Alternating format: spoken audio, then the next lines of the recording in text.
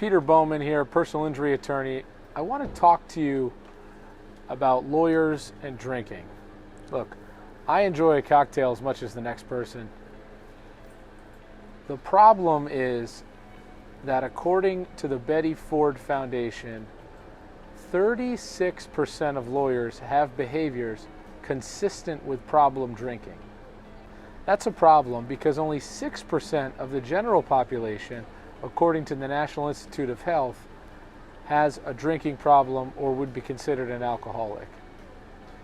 We as lawyers have got to do a better job of identifying if we have a drinking problem, making sure that we aren't drinking too much, and most importantly, making sure that drinking is not affecting our business or our family life.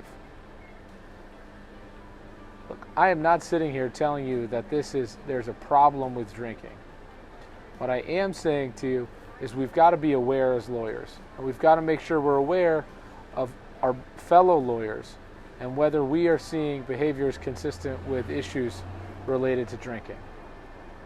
I just think as lawyers we'll perform better, we'll be more successful, and we'll have better results for our clients if we are aware of drinking and we drink less. We have this study from Betty Ford Foundation, which of course is a famous clinic for alcohol and drug abuse, that says that we have a 6 times more likely as lawyers to have problem drinking. So as lawyers, we've got to make sure that drinking that we're doing is reasonable. A couple drinks after work is fine, but when we get to 6, 7, 8, 9, 10 drinks, it's going to become an issue.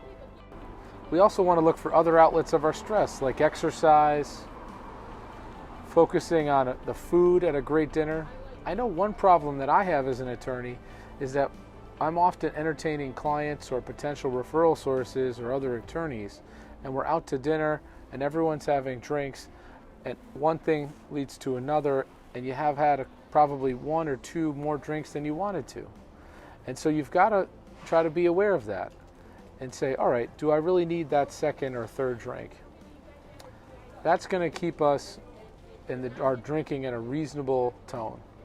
And this may be, I think, a conversation that we need to have as lawyers. What isn't a reasonable amount of drinking? Do we need to have drinks during business dinner? Should we be more focused on the conversation of the food when we're at a business dinner? But the issue becomes really that we as lawyers have a stressful job and are often looking to decompress. And so what we want to do is try to figure out a way that we can handle that stress without putting ourselves at risk for alcohol abuse, which is going to put our family at risk and is going to put our livelihood at risk. So what do you think? I posed the question to you, fellow lawyers. Do lawyers drink too much? Are you seeing that 36% of your colleagues have problem drinking behaviors? Are you seeing that most people are reasonable? I'd love to hear your feedback either in messages to me or in the comments below. Thanks, everybody.